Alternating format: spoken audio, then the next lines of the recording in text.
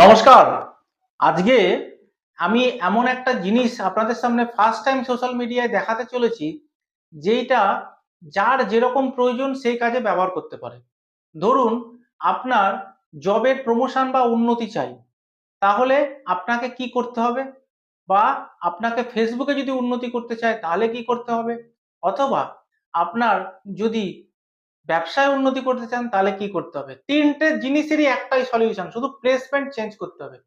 বাড়িতে নিয়ে নিন একটা সাদা কাগজ, আর সাদা কাগজের মধ্যে গোল আঁকা শুরু করুন। অ্যান্টি ক্লকওয়াইজ ছোট থেকে বড় সার্কেল ড্র করুন।